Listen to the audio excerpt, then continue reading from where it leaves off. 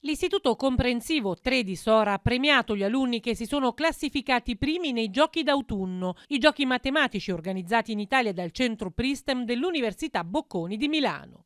L'Istituto Comprensivo 3 di Sora, unica sede provinciale delle semifinali di zona dei campionati internazionali di giochi matematici, giunti quest'anno alla 26esima edizione, dopo aver ricevuto la classifica dei giochi d'autunno, ha voluto premiare gli alunni primi classificati nelle varie categorie. Nella categoria C è primo classificato Marchione Francesco, secondo Panacci Gabriele, terzo Lopresti Saverio. Per la categoria C1, primo classificato Tatangelo Vincenzo, secondo Marchione Daniel, terzo Cerrone Astrid. Per la categoria C2, prima classificata Marziale Alice, seconda Bruni Vanessa, terzo classificato Fiorini Marco. Con grande orgoglio e soddisfazione da parte mia, di tutti gli insegnanti e anche delle famiglie, c'è stata una rappresentanza di alunni di tutti i plessi. E questo è motivo di soddisfazione per noi, in quanto dimostra che il lavoro di potenziamento della logica e della matematica, progettato in verticalità nell'ambito del Dipartimento Logico Scientifico, ha interessato e ha visto il coinvolgimento di tutti i docenti da parte di alunni dell'infanzia, primaria e medie.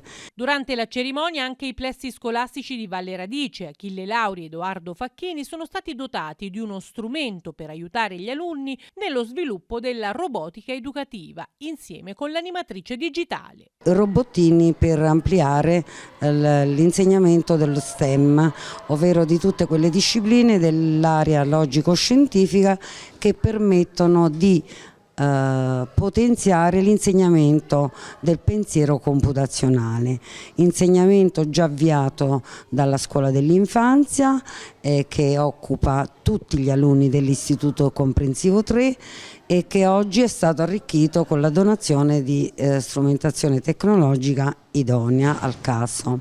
Un particolare ringraziamento alle insegnanti dell'ambito scientifico-matematico, alla professoressa Floriana Di Vito che ne ha curato come supervisore tutta l'organizzazione dell'evento e anche la manifestazione, e un ringraziamento anche a tutti gli altri colleghi. Premiato anche l'alunno Michelangelo Marcelli della scuola Arduino Carbone, che ha vinto un tablet messo in palio in occasione dell'Open Day della scuola Edoardo Facchini. L'Istituto Comprensivo Terzo stimola sempre i propri alunni a mettersi in gioco in tutti i campi per arricchire le loro competenze e stimolare una sana competizione.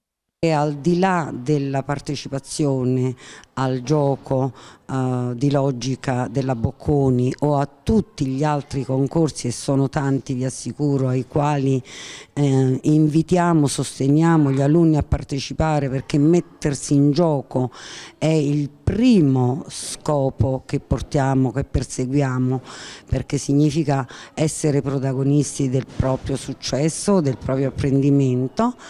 Ma quello che è più interessante è vedere che i ragazzi sono coinvolti in tante attività che completano la loro formazione, che arricchiscono la loro formazione, che li mettono anche in una sana competizione per raggiungere traguardi più elevati.